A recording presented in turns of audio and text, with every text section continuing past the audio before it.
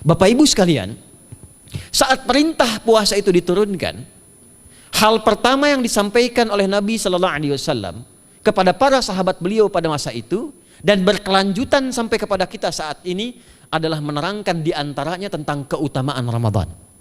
Untuk menjawab sekaligus mengentaskan hoaks yang pada saat itu dibangun oleh orang-orang Yahudi yang tinggal di Madinah. Jadi ketika mereka mengatakan orang Islam tuh nggak punya puasa, ikut kita. Ini puasa yang hebat, puasa yang bagus. Dijawab oleh Allah, turunlah perintah, ya ayyuhalladzina amanu kutiba alaikumus syiyam kama kutiba alal ladzina min qablikum la'allakum tattaqun.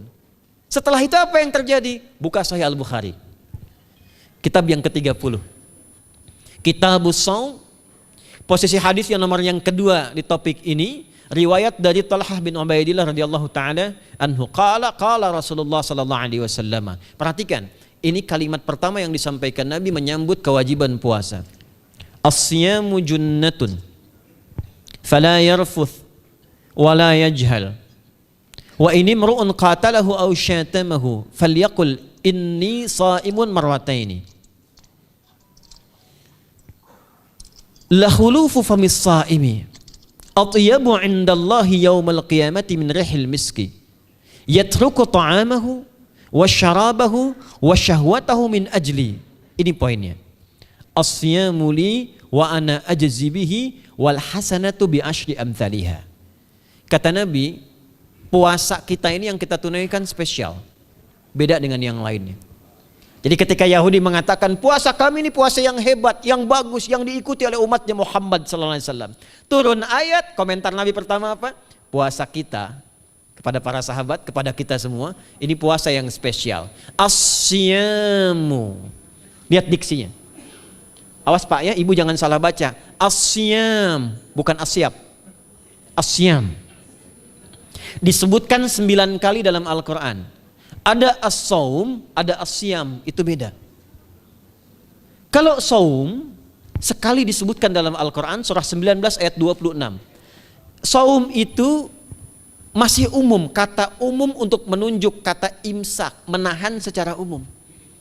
Bisa berarti puasa yang ada ketentuan aturan, bisa berarti menahan secara singkat. Apa saja yang bersifat menahan, itu saum namanya. Contoh Sayyidah Maryam misalnya, beliau masih makan. Ya, ayat 24, 25 itu masih makan. Goyangkan pohon korma, jatuh kormanya, makan kormanya. Mau minum, ambil airnya, minum. Masih makan, masih minum. Cuman diminta untuk saum. Apa saumnya? Inni nadhartu lirrahmani sauma falam ukallimal yauma insiya. Jangan bicara pada siapapun.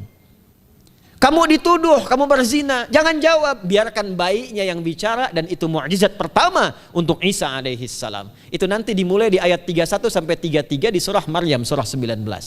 Tapi beliau diperintahkan saum. Saumnya apa? Jangan bicara.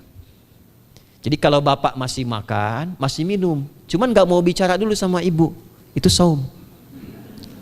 Mau kemana Bi? Kok gak jawab? Kenapa gak bicara? Sedang saum. Saum apa? Gak mau bicara sama mama. Itu bicara, contoh. Itu saum. Kalau siam, 9 kali disebutkan dalam Al-Quran, itu khusus, spesifik. Ada aturannya, ada ketentuannya, nggak boleh sembarangan, nggak bisa kemudian seenak kita melakukannya. Ada ketentuan yang dibuatnya dan itu harus diikuti. Begitu diikuti, maka keagungan dan keistimewaan ibadah itu akan dilekatkan pada pelakunya. Dan menariknya, perintah puasa itu ketika turun ayatnya Al-Baqarah 183, kalimatnya bukan menggunakan saum tapi siyam. Ya ayyuhalladzina amanu kutiba alaikumus. Nah kata Nabi, asyamu junnatun. Kalau benar puasa kita ini, kita tunaikan yang Ramadan ini, maka dia akan melahirkan satu yang tidak ditemukan pada ibadah lain, yaitu junnah. Ada jinnah, ada jannah, ada junnah. Itu beda. Tapi semua katanya, itu hurufnya sama, cuma harokatnya beda. Coba lihat ya, ada junnah, jinnah, dan jannah. Jannah artinya apa? Surga. Jinnah artinya apa? Jin. Jamak dari kata jin. Minal jinnati wan nas. Baik ya. Ada junnah. perisai. Itu ketiga-tiganya berasal dari huruf jim, nun, kemudian ta. Dalam bahasa Arab, setiap ada huruf dimulai dengan jim dan nun itu pasti tersembunyi, gak kelihatan. Saya ulang ya, setiap ada huruf dimulai dengan jim dan nun kalimatnya itu pasti gak nampak, gak kelihatan. Janin kenapa disebut janin? Karena masih tersembunyi dalam rahim ibundanya, gak kelihatan. Begitu keluar tampak jadi bashar, jadi bayi yang terlihat. Jin kenapa disebut dengan jin? Karena nggak nampak. Makanya fitrah jin itu Pak, Ibu, fitrahnya tersembunyi. Jadi kalau ada jin melakukan penampakan, itu jin sedang punya masalah. Betul, itu nyata. Dan yang lebih punya masalah, ada orang-orang manusia yang mencari-cari penampakan jin. Itu sedang kurang sehat itu.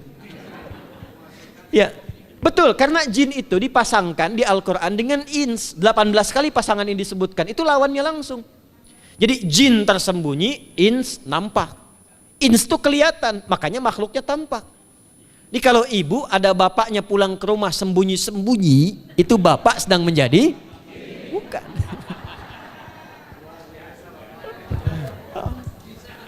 Kalau ibu sembunyi-sembunyi nyari dompet bapak, ibu sedang menjadi?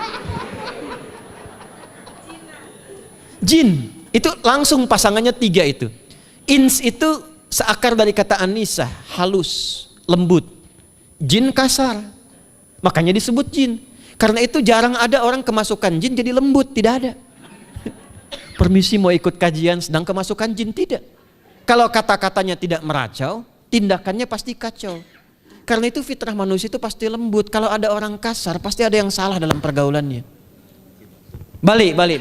Itu jin. Jannah, kenapa disebut jannah? Karena belum tampak sekarang. Makanya Nabi katakan mala ainun ra'at, nggak sama dengan yang seperti dilihat orang. Nggak kelihatan, nanti kesuksesan tertinggi yang belum tampak disebut dengan jannah karena belum tampak. Junnah itu perisai yang bisa langsung membentengi kita dari setan secara otomatis. Tapi nggak kelihatan. Karena itu kenapa ujung puasa disebut la'allakum tatakun itu dari kata takwa. Takwa itu dari kata wikoyah. Wikoyah itu artinya perisai. Nah, perisainya tidak tampak dalam diri kita. Tapi kalau terbiasa menunaikan ibadah puasa ini, kata Nabi, yang pertama kali akan terjadi pada orang yang puasanya benar, dia akan mendapatkan perlindungan berupa perisai dari Allah, hasil dari latihan puasanya yang dapat membentengi dia dari setan. Jadi ciri khas puasa Ramadan itu kalau sukses ditunaikan, itu akan terjauh dari godaan setan. Setan itu provokator yang memang hanya mengarahkan pada keburukan. Jadi dia nggak kenal benar. Lawannya malaikat. Malaikat nggak kenal salah, Pak. Nah, supaya terbentengi dari itu semua, kata Nabi SAW, kita itu dihadiahi sekarang oleh Allah. Satu ibadah yang kalau dilakukan ibadah itu akan mengakumulasi ibadah-ibadah yang lainnya, yang saat bersamaan dahsyatnya ibadah ini bisa menghadirkan junnah, perisai yang membentengi dari setan. Karena itu ketika dilakukan ibadahnya, saat yang bersamaan bisa ditahan maksiatnya, ditingkatkan amal solehnya. Setan kan ngajaknya pada yang salah kan? Malaikat ngajak pada yang soleh. Ramadan itu keutamaannya kalau sudah tiba Ramadan, itu selalu kita terdorong pada yang saleh dan tertahan untuk yang salah. Itu hebatnya puasa Ramadan. Kalau nggak percaya silahkan Pak Ibu sekalian. Cuman Ramadan yang saat datang waktunya bisa menghentikan orang berbuat maksiat. Gak percaya cek.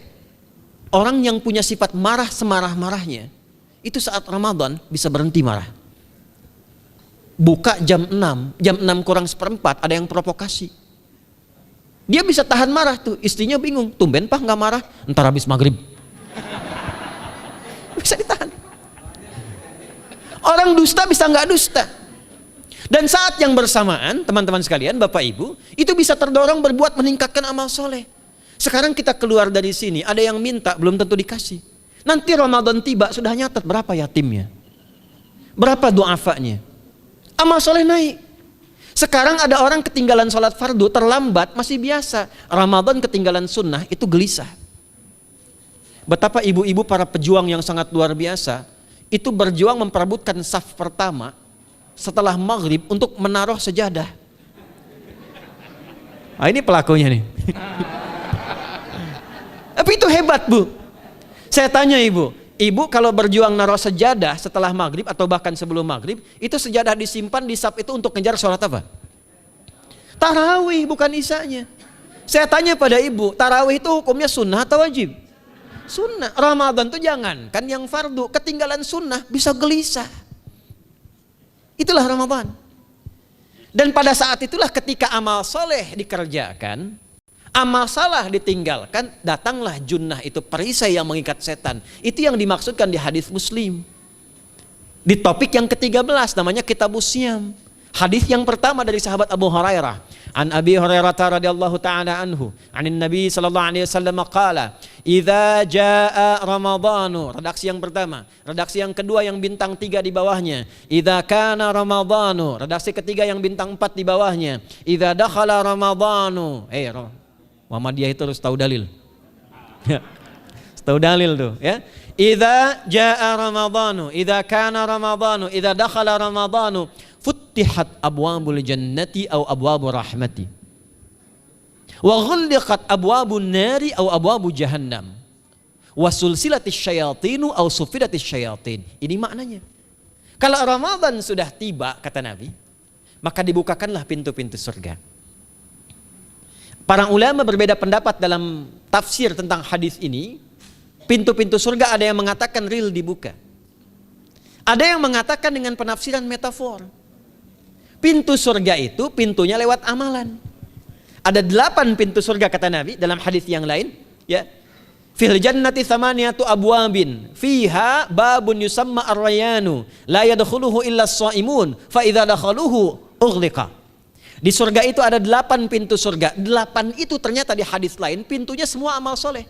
Ada pintu sholat, pintu puasa namanya ar-rayyan, ada pintu sedekah, pintu zakat, pintu haji. Jadi kita itu sekarang fastabiqul khairat. Kenapa ada moto fastabiqul khairat? Itu kan diambil dari Al-Baqarah ayat 148.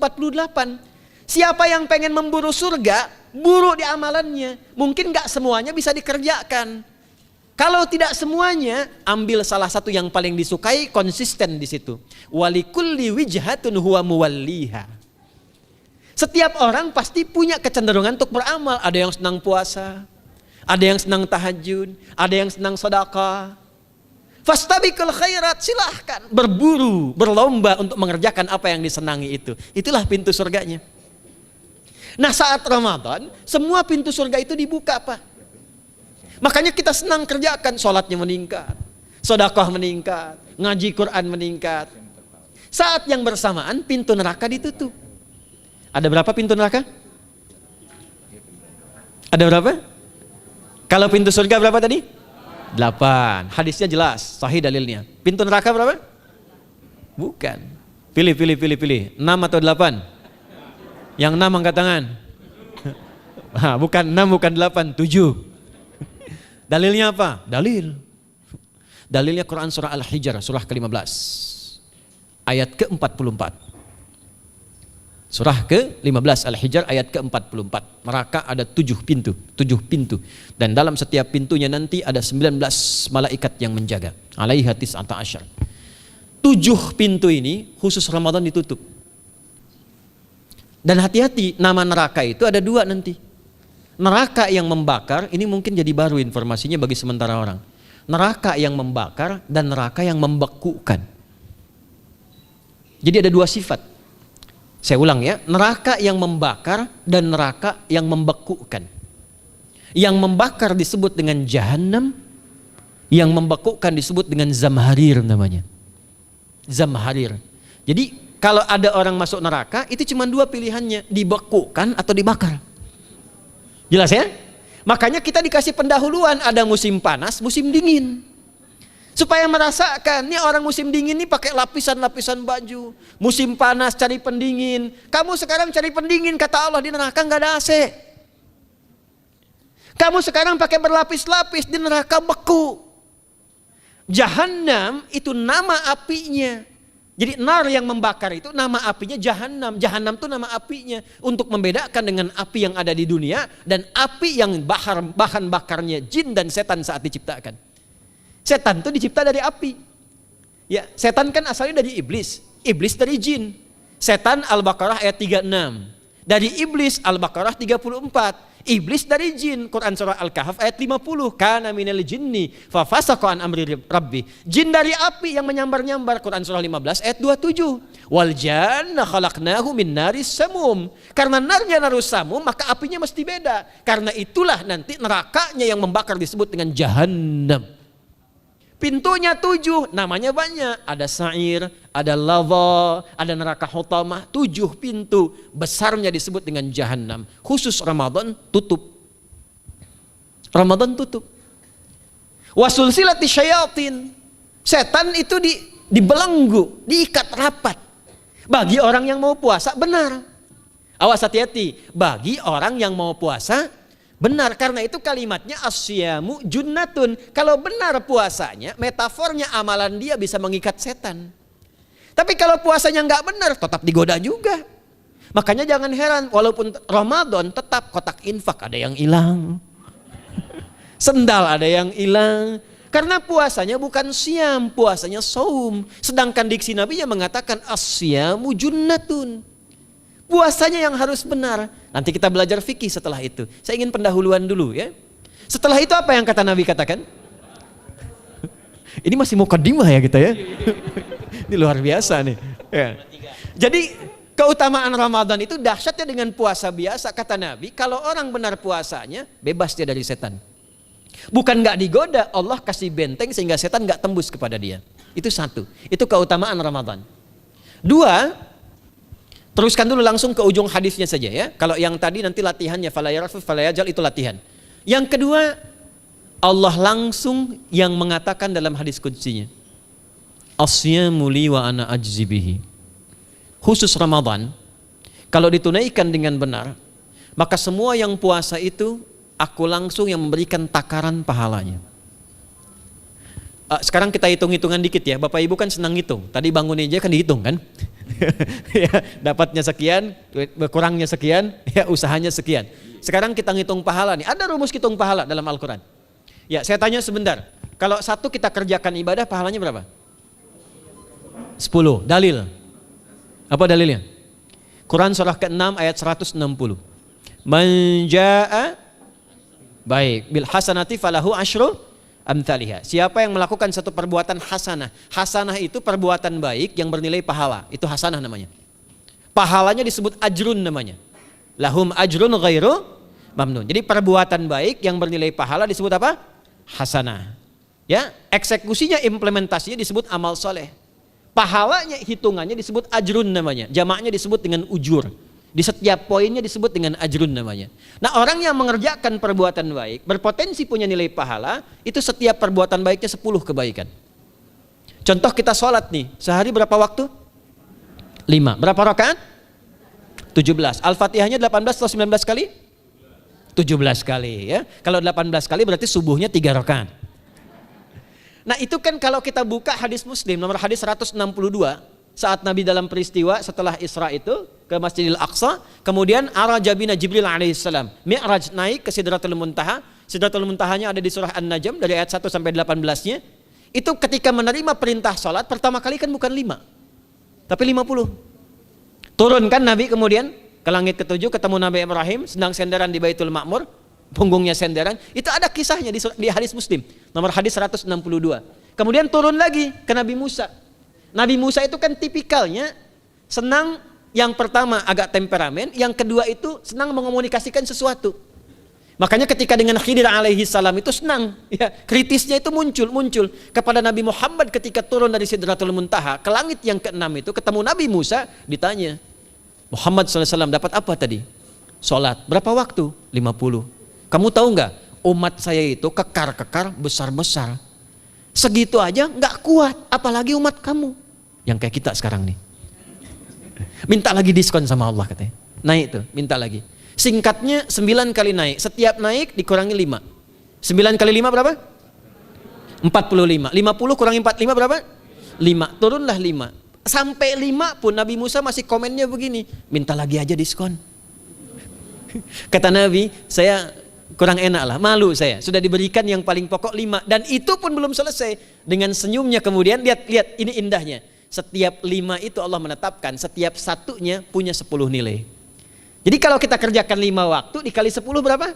50. Itulah dahsyatnya umat Nabi Muhammad karena keutamaan nabinya. Walaupun 5, nilainya tetap setara dengan yang umat Nabi Musa 50 kali. Karena itu keutamaan Nabi Muhammad itu sangat luar biasa. Sampai nanti dipuji Allah oleh begitu tinggi. Sifatnya, rasanya di ujung surah At-Taubah itu. Akhlaknya di surah Al-Qalam itu. Dan karena kemuliaan ini kita dapat barakahnya. Percikan keberkahannya. Apa itu? Ketika Ramadan yang puasa-puasa lain standar. Puasanya umat Muhammad SAW, setiap puasanya itu pahalanya dilipat gandakan tak terbatas. Allah langsung menilai keikhlasan pada hambanya. Paling minimal kalikan 10 kali lipat lagi dari hari biasa. Wal hasanatu bi asyri amthaliha. Jadi kalau sekarang baca Quran sekarang ini, satu hurufnya berapa? Tahu dari mana? Ya, di At-Tirmidzi nomor hadis 2910. Man qara'a harfan min kitabillahi falahu asyru hasanat. Setiap ada orang baca satu kitabullah dengan syarat dia mukmin, muslim, baca satu huruf dari kitabullah, dapat 10 kebaikan. Satu hurufnya 10, Bu, Pak. Walam aqul alif lam mim harfun, saya tidak katakan kata Nabi alif lam mim satu huruf. Walakin alifun harfun, lamun harfun, mimun harfun, walikulli harfin asyru hasanat. Tapi alifnya satu huruf, lamnya satu huruf, mimnya satu huruf, setiap hurufnya 10 kebaikan. Saya kalau ada papan tulis, saya turunkan ini pakai syarah ilmu arud. Itu dahsyat lagi.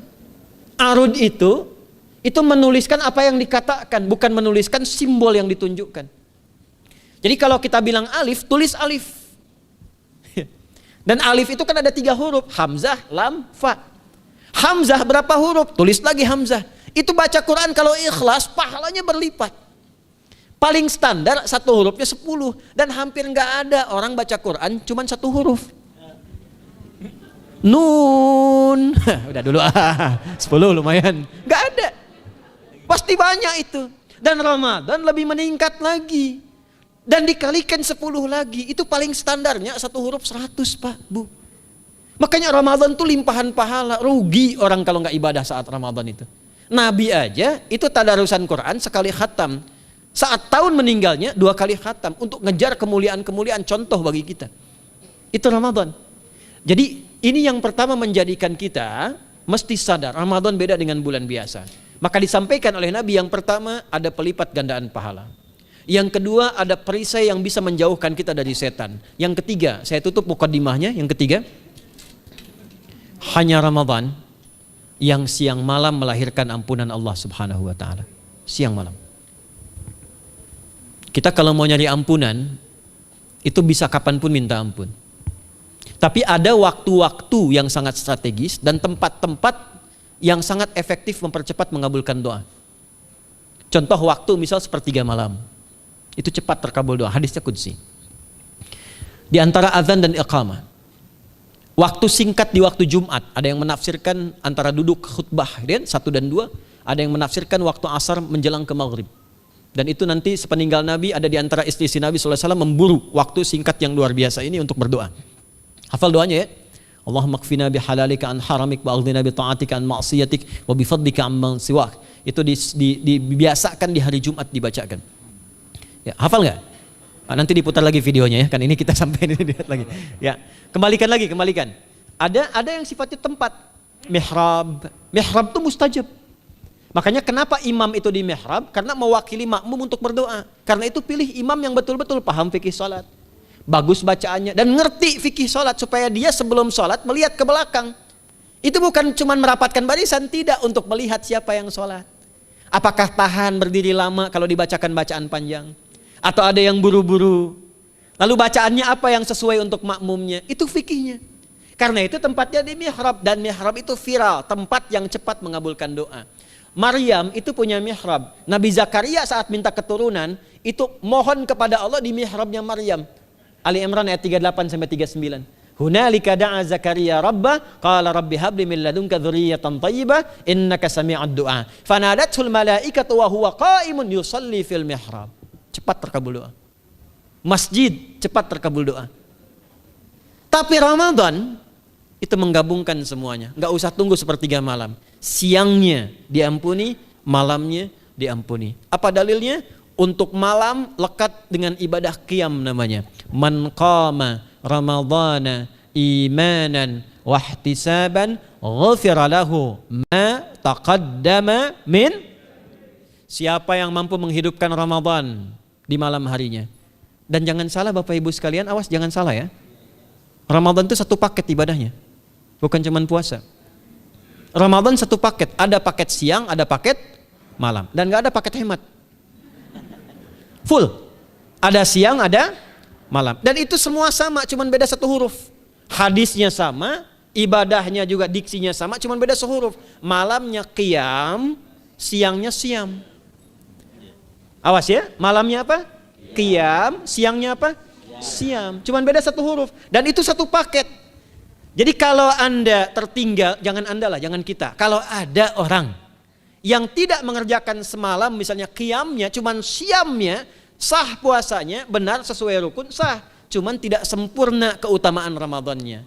Karena itu Allah mengatakan kalau sedang puasa, sempurnakan dengan ibadah malamnya. Itu ada di Al-Baqarah ayat 187. Tsumma atimmus siyama ilal lail. Muqaddimatul lail maghribnya untuk puasa, lail atasnya untuk qiyam. Orang yang mampu menghidupkan ibadah malam, jangan salah ya. Nanti kita mulai puasa, insya Allah yang pertama dimulai ibadah malam. Qiyam, bukan siam. Jadi jangan terlampau soleh, puasanya nanti nunggu fajar. Malam itu qiyam. Nah qiyam ini ada potensi ampunan dosa Pak Bu. Jadi kalau kita manfaatkan ibadah ini dengan benar, misal ya kita kan nggak tahu ajal nih. Tiba kemudian kita manfaatkan qiyam bangun, ditunaikan dengan benar, itu Masya Allah. Meninggal misal dalam sujud, itu jaminannya, ghufira lahu ma taqaddama min dzambi. Siapa yang benar ibadah qiyamnya, sampai detik itu, ditunaikan karena imannya, ikhlas karena Allah, saat bersamaan dia introspeksi diri, begitu dia tunaikan, misal dia meninggal, misal saja, semua dosa-dosa yang pernah dia tunaikan diampuni pada saat itu. Ma itu tanpa batas. Ma taqaddama min dzambi, ma semua yang pernah dia kerjakan dalam hidupnya. Karena itu viral. Sayyidah Aisyah itu pernah minta petunjuk pada Nabi di hadis Muslim. Bertanya pada Rasulullah, ya Rasulullah, kalau malamnya saya pengen ibadah dan qadar Allah bertepatan dengan malam Al-Qadar, apa yang saya minta? Itu sampai diajarkan oleh Nabi doanya, dan doanya sahih. Di At-Tirmidzi dikuatkan lagi dengan lebih lengkap redaksinya. Kata Nabi, kalau engkau bersamaan dengan itu malam hari bangun, bersamaan, faquli, katakanlah, Allahumma innaka afuwun karim tuhibbul afwa fa'fu anni. Nanti di hadis yang Muslim, Allahumma innaka afuwun, di At-Tirmidzi ada kata karimnya. Innaka afuwun karim tuhibbul afwa fa'fu anni. Itu malam Bu. Biasanya nunggu sepertiga malam, waktu sahar. Ya, jadi waktu sahar itu waktu singkat menjelang fajar. Kalau subuh sekarang 4:08, itu kira-kira sahar tuh jam setengah 4 lah, ya 3:30 sampai jam 4 itu namanya sahar, bukan lail. Kalau lail dari ba'da isya sampai sahar. Sekarang isya setengah 8 misalnya, jam 8 tuh sampai setengah 4 namanya lail. Jelas ya? Lail tuh malam, jamaknya layali. Turunannya lela, lili, lala itu malam. Ya, ibu leli, ibu malam-malam gitu ya. Gitu. Nah itu waktu menjelang fajar setelah lail sahar, jamaknya ashar. Ashar itu disampaikan di Al-Quran waktu terbaik untuk istighfar.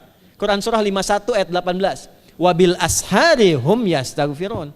Yang biasa istighfar berpeluang dapat ridho Allah dan disiapkan surga terbaik melebihi kemewahan dunia. Itu ada di ayat ke-16, 17, 18. Ya, dari ayat 15-nya, 16-nya, 17-nya adalah untuk yang saharnya, 16-nya itu kalimatnya. Ya, 16-nya yang dengan mengatakan Rabbana amanna faghfir lana dzunubana wa qina adzabannar. Ayat 17-nya as-sabirina was-sadiqina wal qanitina wal munfiqina wal mustaghfirina bil ashar. Itu hari biasa seperti sekarang. Ramadan dari ba'da isya sampai terus lagi sampai masuk waktu fajar, siangnya pun masih ada ampunan Allah. Man shoma ramadhana imanan wahtisaban ghufira lahu ma taqaddama min. Saya tanya sekarang, siapa yang enggak punya dosa boleh angkat tangan? Yang dosanya banyak boleh angkat tangan. Tuh, saking banyaknya kita nggak bisa ngangkat. Sekarang rubah kalimatnya. Yang ingin masuk surga angkat tangan. Insya Allah. Yang ingin surga Firdaus angkat tangan. Tuh, maka ironi itu tampak dalam perilaku kita. pengen ke surga, tingkatan Firdaus, tapi ngaku dosa banyak. Itu dia. Maka Allah punya sifat Rahman dan Rahim. Rahman untuk dunia, Rahim untuk akhirat. Maka diberikanlah kesempatan Ramadan untuk menggugurkan semua dosa itu. Karena itulah Bapak Ibu sekalian, penting kita menyiapkan, karena nunggu Ramadan itu nggak mudah. Dan nggak semua orang itu akan sampai kepada momen yang dimaksudkan. Karena itulah malaikat Jibril itu langsung komen. Ya, jadi ada dua riwayat nih, Nabi yang berdoa, malaikat yang mengaminkan, ada malaikat yang berdoa, Nabi yang mengaminkan. Jadi Nabi akan naik memberikan tausiah di mimbarnya. Mimbar Nabi itu ada 3 gundakan. Begitu naik ke gundakan pertama, ada 3 gundakan. Lalu tibalah kemudian beliau bersabda. Ada riwayat Nabi yang berkata, malaikat mengaminkan. Ada riwayat sebaliknya, malaikat yang berkata, Nabi mengaminkan. Raghima'an forajulin. Awas, hati-hati nih. Raghima'an forajulin. Liman adraka Ramadhana falam yughfar lahu. Terhina di hadapan Allah Subhanahu wa taala. Kotor dirinya. Bu'dan, jauh dari rahmat Allah. Liman adraka Ramadhana, siapa yang sudah disampaikan ke bulan Ramadan falam yughfar lahu, tapi tak mampu mendapat ampunan Allah Subhanahu wa taala. Karena itulah saya ingin cepat. Satu, kenapa Ramadan istimewa? Karena ada ampunan Allah yang sangat luar biasa. Kenapa Ramadan istimewa? Karena ada pelipat gandaan pahala. Kenapa Ramadan istimewa? Karena ada peluang untuk menjauhkan dari setan. Dan yang terakhir, Ramadan istimewa karena semua waktu siang dan malam mempercepat terkabulnya doa.